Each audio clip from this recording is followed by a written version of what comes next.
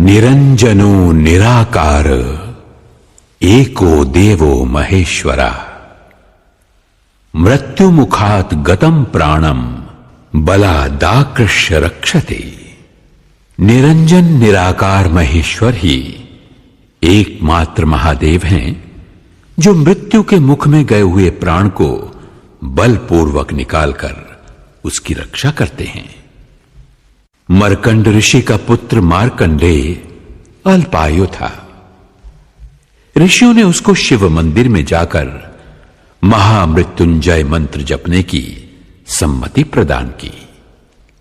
मार्कंडेय ऋषियों के वचनों में श्रद्धा रखकर शिव मंदिर में महामृत्युंजय मंत्र का यथाविधि जाप करने लगे।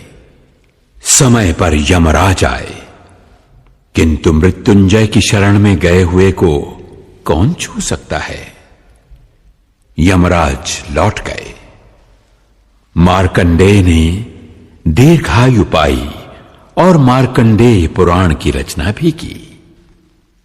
ओम मृत्युंजय महादेव त्राहि मां शरणागतम जन्म मृत्यु जरा रोगई पीडितम कर्म बंधनई। हे मृत्युंजय महादेव, मैं सांसारिक दुविधाओं में फंसा हुआ हूं। रोग और मृत्यु मेरा पीछा नहीं छोड़ रहे हैं। मैं आपकी शरण में हूं, मेरी रक्षा कीजिए। महामृत्युंजय मंत्र महामंत्र है, जिसके यथाविधि पारायण से व्यक्ति पापों से छूटकर सुख समृद्धि प्राप्त करता है। इस लोक में नाना प्रकार के कष्टों से, मृत्यु भय से मुक्त होकर संपत्ति रिद्धि सिद्धि प्राप्त करने का सरल उपाय महामृत्युंजय मंत्र ही है।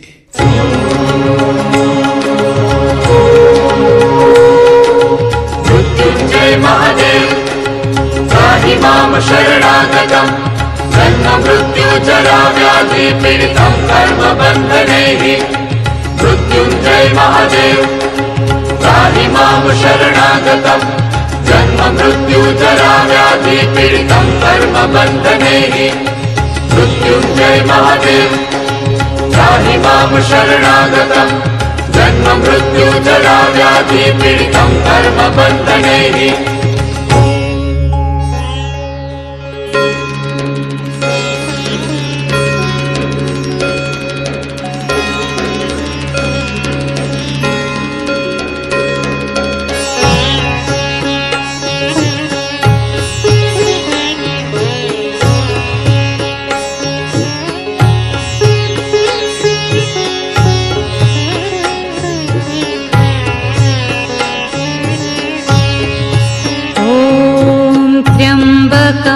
यजामहि सुगन्धिं पुष्टिवर्धनम् उर्वारुकमिव बन्धनान् मृत्योर्मुक्षीयमामृतात्।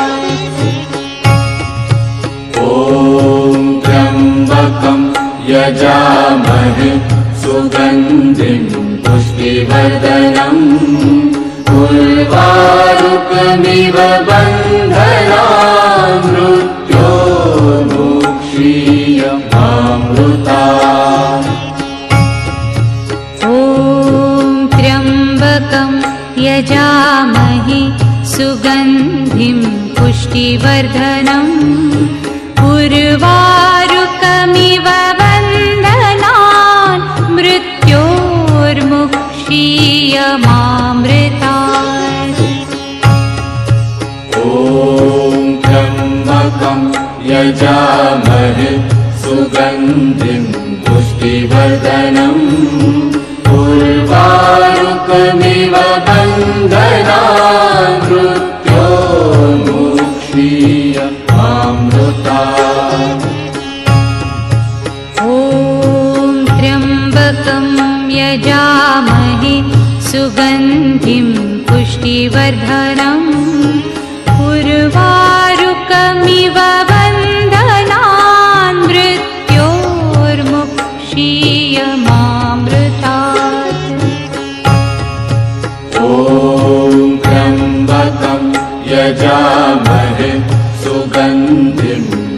पुष्टिवर्धनम् उर्वारुकमिव बन्धनान् मृत्योर्मुक्षीयमामृतात्।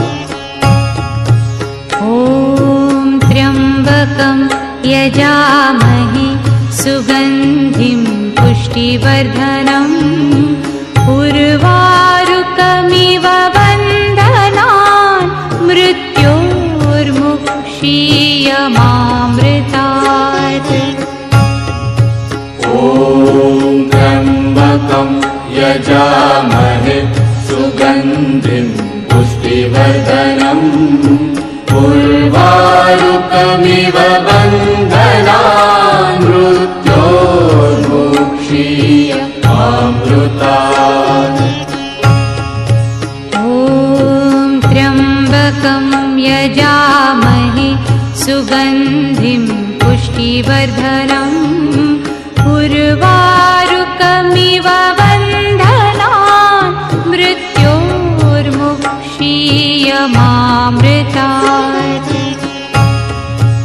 ॐ त्र्यम्बकं यजामहे सुगन्धिं पुष्टिवर्धनम् उर्वारुकमिव बन्धनान् मृत्योर्मुक्षीयमामृतात्। ॐ त्र्यम्बकं यजामहे सुगन्धिं पुष्टिवर्धनम् उर्वारुकमिव बन्धनान् मृत्योर्मुक्षीयमामृतात्। ॐ त्र्यम्बकं यजामहे सुगन्धिं पुष्टिवर्धनम् उर्वारुकमिव बन्धनान् मृत्योर्मुक्षीयमामृतात्। ॐ त्र्यम्बकं यजामहे सुगन्धिं पुष्टिवर्धनम् उर्वारुकमिव बन्धनान् मृत्योर्मुक्षीयमामृतात्। ॐ त्र्यम्बकं यजामहे सुगन्धिं पुष्टिवर्धनम् उर्वारुकमिव बन्धनान् मृत्योर्मुक्षीयमामृतात्। ॐ त्र्यम्बकं यजामहे सुगन्धिं पुष्टिवर्धनम् उर्वारुकमिव बन्धनान् मृत्योर्मुक्षीयमामृतात्। ॐ त्र्यम्बकं यजामहे सुगन्धिं पुष्टिवर्धनम् उर्वारुकमिव बन्धनान् मृत्योर्मुक्षीयमामृतात्।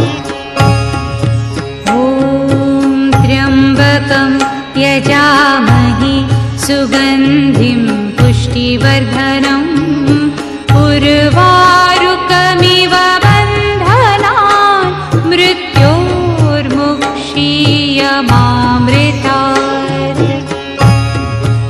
ॐ त्र्यम्बकं यजामहे सुगन्धिं पुष्टिवर्धनम् उर्वारुकमिव बन्धनान् मृत्योर्मुक्षीयमामृतात्। ॐ त्र्यम्बकं यजामहे सुगन्धिं पुष्टिवर्धनम् उर्वारुकमिव बन्धनान् मृत्योर्मुक्षीयमामृतात्। ॐ त्र्यम्बकं यजामहे सुगन्धिं पुष्टिवर्धनम् उर्वारुकमिव बन्धनान् मृत्योर्मुक्षीयमामृतात्। ॐ त्र्यम्बकं त्र्यम्बकं यजामहे सुगन्धिं पुष्टिवर्धनम् उर्वारुकमिव बन्धनान् मृत्योर्मुक्षीयमामृतात् ॐ त्र्यम्बकं यजामहे सुगन्धिं पुष्टिवर्धनम् उर्वारुकमिव बन्धनान् मृत्योर्मुक्षीयमामृतात् ॐ त्र्यम्बकं यजामहे सुगन्धिं पुष्टिवर्धनम् उर्वारुकमिव बन्धनान् मृत्योर्मुक्षीयमामृतात् ॐ त्र्यम्बकं यजामहे सुगन्धिं पुष्टिवर्धनम् उर्वारुकमिव बन्धनान् मृत्योर्मुक्षीयमामृतात् ॐ त्र्यम्बकं यजामहे सुगन्धिं पुष्टिवर्धनम् उर्वारुकमिव बन्धनान् मृत्योर्मुक्षीयमामृतात् ॐ त्र्यम्बकं यजामहे सुगन्धिं पुष्टिवर्धनम् उर्वारुकमिव बन्धनान् मृत्योर्मुक्षीयमामृतात् ॐ त्र्यम्बकं यजामहे सुगन्धिं पुष्टिवर्धनम् उर्वारुकमिव बन्धनान् मृत्योर्मुक्षीयमामृतात् ॐ त्र्यम्बकं यजामहे सुगन्धिं पुष्टिवर्धनम् उर्वारुकमिव बन्धनान् मृत्योर्मुक्षीयमामृतात् ॐ त्र्यम्बकं यजामहे सुगन्धिं पुष्टिवर्धनम् उर्वारुकमिव बन्धनान् मृत्योर्मुक्षीयमामृतात् ॐ त्र्यम्बकं यजामहे सुगन्धिं पुष्टिवर्धनम् उर्वारुकमिव बन्धनान् मृत्योर्मुक्षीयमामृतात् ॐ त्र्यम्बकं यजामहे सुगन्धिं पुष्टिवर्धनम् उर्वारुकमिव बन्धनान् मृत्योर्मुक्षीयमामृतात् ॐ त्र्यम्बकं यजामहे सुगन्धिं पुष्टिवर्धनम् उर्वारुकमिव बन्धनान् मृत्योर्मुक्षीयमामृतात् ॐ त्र्यम्बकं यजामहे सुगन्धिं पुष्टिवर्धनम् उर्वारुकमिव बन्धनान् मृत्योर्मुक्षीयमामृतात् ॐ त्र्यम्बकं यजामहे सुगन्धिं पुष्टिवर्धनम् उर्वारुकमिव बन्धनान् मृत्योर्मुक्षीयमामृतात् ॐ त्र्यम्बकं यजामहे सुगन्धिं पुष्टिवर्धनम् उर्वारुकमिव बन्धनान् मृत्योर्मुक्षीयमामृतात्। क्षीयमामृतात्। ॐ त्र्यम्बकं यजामहे सुगन्धिं पुष्टिवर्धनम् उर्वारुकमिव बन्धनान् मृत्योर्मुक्षीयमामृतात्।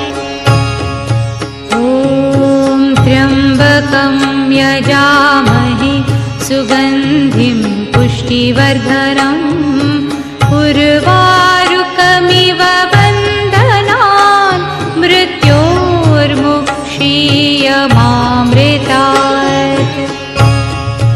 ॐ त्र्यम्बकं यजामहे सुगन्धिं पुष्टिवर्धनम् उर्वारुकमिव बन्धनान् मृत्योर्मुक्षीयमामृतात्। ॐ त्र्यम्बकं यजामहे सुगन्धिं पुष्टिवर्धनम् उर्वारुकमिव बन्धनान् मृत्योर्मुक्षीयमामृतात्। ॐ त्र्यम्बकं यजामहे सुगन्धिं पुष्टिवर्धनम् उर्वारुकमिव बन्धनान् मृत्योर्मुक्षीयमामृतात्। ॐ त्र्यम्बकं यजामहे सुगन्धिं पुष्टिवर्धनम् उर्वारुकमिव बन्धनान् मृत्योर्मुक्षीयमामृतात्। ॐ त्र्यम्बकं यजामहे सुगन्धिं पुष्टिवर्धनम् उर्वारुकमिव बन्धनान् मृत्योर्मुक्षीयमामृतात्। ॐ त्र्यम्बकं यजामहे सुगन्धिं पुष्टिवर्धनम् उर्वारुकमिव बन्धनान् मृत्योर्मुक्षीयमामृतात्। ॐ त्र्यम्बकं यजामहे सुगन्धिं पुष्टिवर्धनम् उर्वारुकमिव बन्धनान् मृत्योर्मुक्षीयमामृतात्। ॐ त्र्यम्बकं यजामहे सुगन्धिं पुष्टिवर्धनम् उर्वारुकमिव बन्धनान् मृत्योर्मुक्षीयमामृतात्। ॐ त्र्यम्बकं यजामहे सुगन्धिं पुष्टिवर्धनम् उर्वारुकमिव बन्धनान् मृत्योर्मुक्षीयमामृतात्। ॐ त्र्यम्बकं यजामहे सुगन्धिं पुष्टिवर्धनम् उर्वारुकमिव बन्धनान् मृत्योर्मुक्षीयमामृतात्। ॐ त्र्यम्बकं यजामहे सुगन्धिं पुष्टिवर्धनम् उर्वारुकमिव बन्धनान् मृत्योर्मुक्षीयमामृतात्। ॐ त्र्यम्बकं यजामहे सुगन्धिं पुष्टिवर्धनम् उर्वारुकमिव बन्धनान् मृत्योर्मुक्षीयमामृतात्। ॐ त्र्यम्बकं यजामहे सुगन्धिं पुष्टिवर्धनम् उर्वारुकमिव